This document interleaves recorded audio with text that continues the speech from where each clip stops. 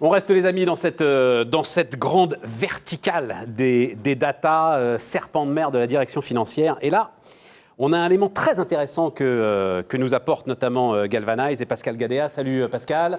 Bonjour Stéphane. Donc le patron France de Galvanize, Annabelle Franconi-Legros. Salut Annabelle. Bonjour Stéphane. Tu es directrice contrôle interne conformité de Sodial, Oui. coopérative agroalimentaire. 5 milliards d'euros de chiffre d'affaires, c'est ça? 5 milliards d'euros de chiffre d'affaires. 5 milliards d'euros de chiffre d'affaires Sodial. Je précise ça, agroalimentaire, parce qu'on est là dans des risques qui sont peut-être les risques les plus importants ou les plus complexes à gérer aujourd'hui, en ce qui concerne l'industrie agroalimentaire. Ah, enfin, oui. L'idée de la poussière, mais vraiment de la poussière, qui peut faire tomber l'entreprise. Ça existe. Voilà, ça existe dans Et l'industrie. c'est aussi une coopérative agricole, c'est important de le dire. Parce que Qu'est-ce que ça change pour la maîtrise des risques, ça? La maîtrise des risques, on va maîtriser les risques de la collecte de notre lait chez nos producteurs jusqu'au produit fini qui va se retrouver dans la GMS. Et ce que tu veux dire, GMS, grande et moyenne surface, c'est ça. et ce que tu veux dire, c'est que tes producteurs, tu n'en as pas le contrôle direct, c'est ça qui rend les choses plus complexes pour toi par rapport, on les contrôle. par rapport à un système intégré. Ah oui, on les contrôle, on est obligé de les contrôler. Tu es obligé de les contrôler? Oui. Mais qu'est-ce que change le fait d'être coopératif par rapport à un système intégré comme ton concurrent Lactalis, par exemple? Alors, la différence, c'est que nos producteurs sont nos partenaires, sont des vrais partenaires puisqu'ils détiennent le capital de la société. C'est eux qui détiennent le capital de Sodial. Bon, avec des salariés maintenant. Mais en gestion maintenant. de risque, ça change quoi, Annabelle? En gestion des risques, c'est compliqué d'aller chez eux. Ce sont des producteurs. Ouais, c'est ça.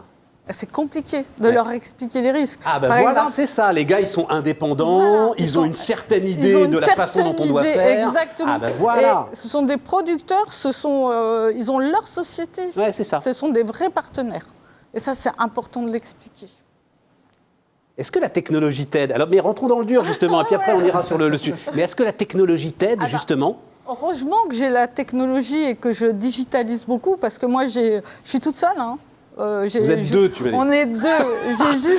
J'ai juste une personne avec moi. 5 milliards d'euros de chiffre d'affaires, les gars. Je suis toute seule avec quelqu'un qui m'aide, une personne qui m'aide, une jeune personne qui est avec moi, qui a fait 2 ans d'alternance chez moi et qui est restée avec moi après. On a pu, heureusement, on nous a donné les moyens de digitaliser parce que notre métier à nous va du contrôle interne jusqu'à la compliance. Donc on est vraiment sur la ligne 2 du COSO, j'oublie les assurances, mais on fait tout ça, quoi. On va contrôler tous les risques Sapin 2, les risques RGPD. Attends, très concrètement, restons parce que, et ça va passionner Pascal, tu peux arriver devant tes gars avec des visualisations de tes risques qui sont faites grâce à Galvanize. Et tu leur montres exactement quelle est la réalité des risques dans lesquels ils sont. Oui. Si tu avais un tableau Excel... C'est pas possible. Eh ben voilà. Parce que l'avantage donc de l'outil Digital Galvanize, c'est qu'on peut faire des ateliers des risques, on peut faire l'auto-évaluation des risques. On envoie juste un lien aux collaborateurs, aux producteurs.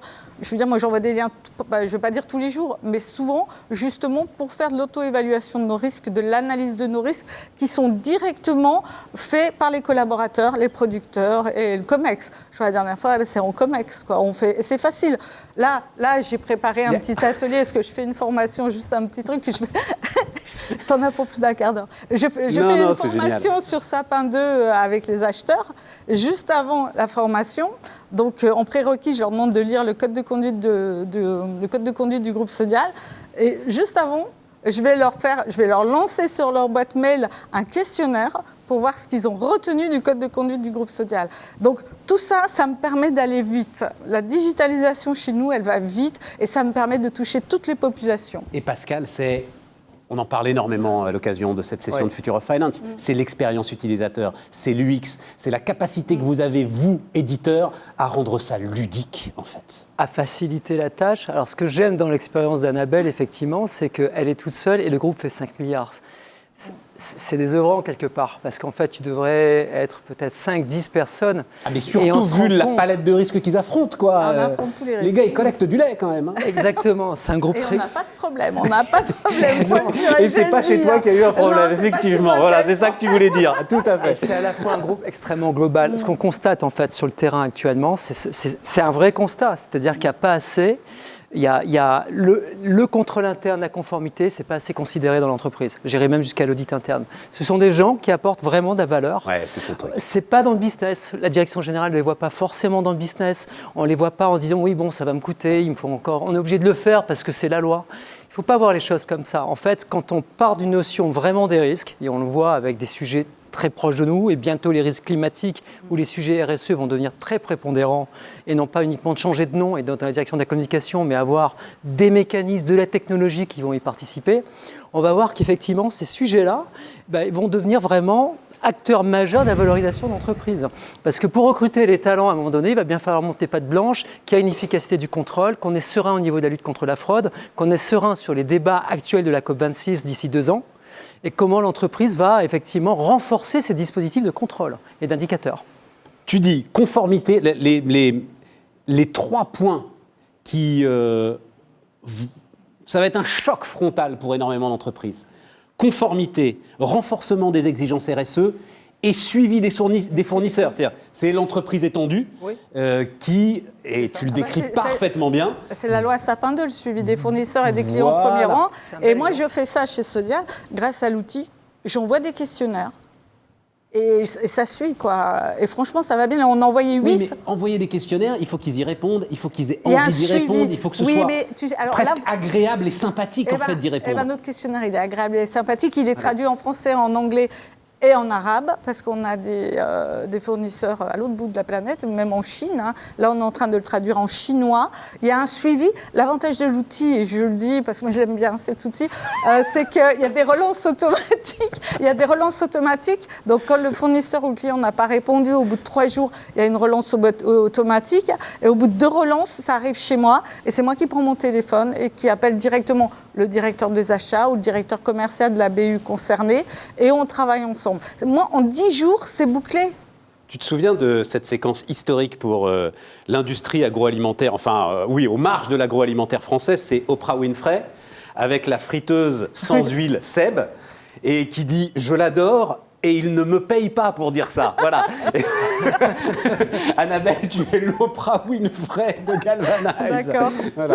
Bon, mais attends, valorisation de l'entreprise, parce que je trouve cette dimension très pertinente, Pascal. C'est-à-dire, tu crois qu'à un moment, peut-être très proche, les analystes financiers vont regarder l'efficacité du contrôle des risques dans les entreprises, la taille des équipes, la face...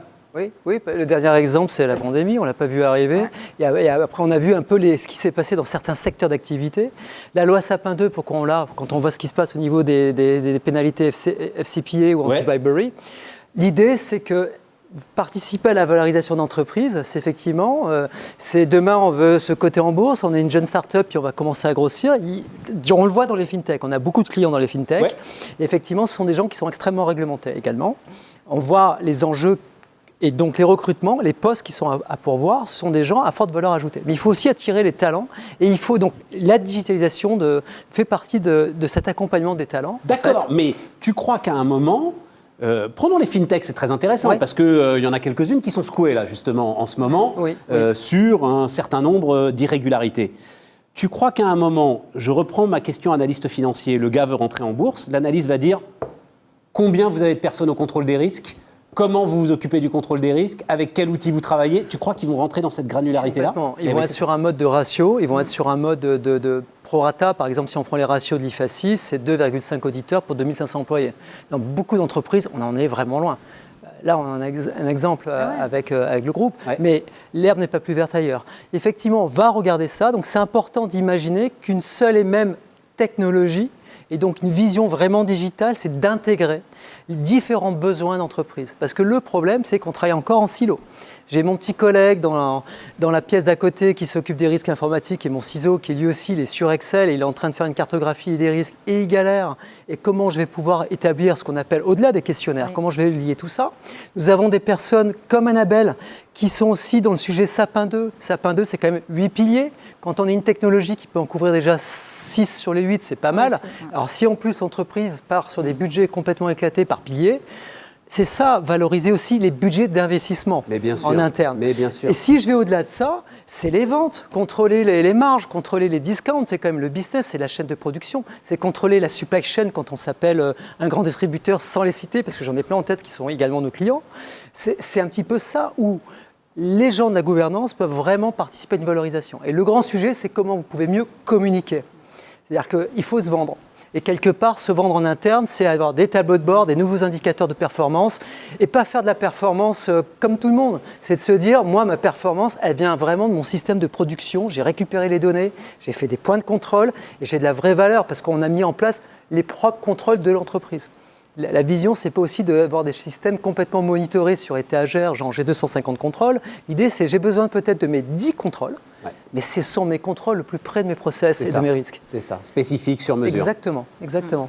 Et juste pour rebondir, tu parlais de la loi Sapin 2 et la cartographie des risques de la loi Sapin 2, qui peut paraître vraiment lourde à faire. Et nous, on l'a rendu très, très ludique. C'est-à-dire qu'on passe en comité de direction et la cartographie des risques avec Galvanize, c'est pas un questionnaire, c'est un atelier des risques. On travaille tous ensemble. Pendant un quart d'heure, 20 minutes, je présente la loi Sapin 2, j'explique les enjeux. Alors pour moi, il y a plus d'enjeux réputationnels, il y a des enjeux financiers, mais aussi des enjeux réputationnels pour l'entreprise. Oui, mais c'est la même chose, Annabelle. Oui, mais le réputationnel, parfois, il peut coûter plus cher.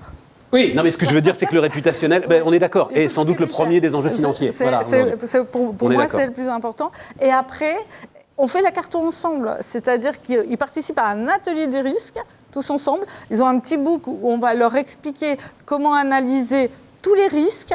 Et on fait ça ensemble. Et ça fait que ce n'est pas quelque chose de fastidieux. Mais le sujet, et ce que dit Pascal, c'est que tu dois te transformer en fait en centre de profit. Est-ce que c'est-à-dire, il l'explique très bien et toi tu en es convaincu, c'est-à-dire tu ne représentes pas un coût pour l'entreprise, bien au contraire. Voilà. Non, j'apporte. Disons que de toute façon, dans les entreprises demain, le contrôle interne, l'audit interne et la conformité, ça doit devenir un centre de profit. C'est-à-dire on doit pouvoir prouver à nos patrons qu'on ait des forces de proposition et qu'on ne leur coûte pas que de l'argent. Et moi, je pense que grâce à ce que j'ai fait chez Sodial, quand je passe en COMEX ou je passe dans tous les comités de direction de mes BU, j'arrive à leur prouver. C'est simple, c'est synthétique. Je leur apporte, je fais des ateliers des risques avec eux, je leur explique comment travailler après. Je les suis, mais je ne suis pas toujours derrière eux. Et je pense que ça leur plaît. Confiance. Ah oui, il y a une vraie confiance. Et c'est le digital, la donnée, la data, qui te permet en fait. Et heureusement que j'ai confiance. ça, comme Pascal et toi vous le disiez tout à l'heure. Moi, je suis toute seule avec une personne, on est 2 dans l'équipe. Bon, après, j'ai des relais dans mes BU, qui sont les directeurs administratifs et financiers, et qui quand même travaillent aussi avec moi et m'aident. Qu'est-ce que tu appelles, et on va finir là-dessus, Pascal, qu'est-ce que tu appelles la gouvernance moderne ? D'ailleurs, tu le dis en anglais, Modern Governance. Alors, je reprends un petit peu le fer de lance de Galvanize Diligent. En fait, Modern Governance, c'est vraiment cette capacité du board, donc d'équiper d'un point de vue technologique le conseil d'administration avec toute sa vie, toute sa gestion, et que ce conseil d'administration soit lié à toute la panoplie gouvernance, risque, conformité, c'est-à-dire la technologie qui va continuer à descendre dans les lignes, ce qu'on appelle les lignes de défense de l'entreprise, à savoir l'audit interne qui est la ligne 3, le contrôle interne juridique et la conformité, et les opérationnels. Ouais. Tout ça lié avec une vision générale, c'est-à-dire qu'à un moment donné… Complètement désiloté. Complètement désiloté, oui. Mais c'est un peu comme… on voit cette approche arriver sur le marché par pas mal d'éditeurs, mais c'est un peu comme le Canada Dry. C'est à un moment donné, il y en a qui pensent que c'est de l'alcool, c'est pas de l'alcool. Alors je ne veux pas faire contre la loi E20 parce qu'on est filmé, mais ce que je veux dire par là, c'est qu'il faut vraiment avoir une vraie solution intégrée qui désilote tout ça, en fait. Et l'intérêt, c'est au-delà des questionnaires, des points, c'est cette capacité aussi à aller chercher les datas humaines, collecter l'information qui viennent de questionnaires ou d'autres, de participants, mais également de l'informatique, c'est-à-dire des données du système. Et donc de confronter les deux et d'avoir une vision des risques extrêmement précise. Parfait. Un mot de conclusion, Annabelle ? Non, mais ce sujet, je trouve ça très intéressant. C'est-à-dire cette idée que le conseil d'administration, justement, à un moment, va recevoir des questions d'analystes financiers ou de l'ensemble de ceux qui s'occupent de la conformité de la boîte en disant comment est-ce que vous contrôlez vos risques. Je veux un état détaillé de votre contrôle de risque, comme ils ont aujourd'hui un état détaillé de vos engagements RSE, par exemple.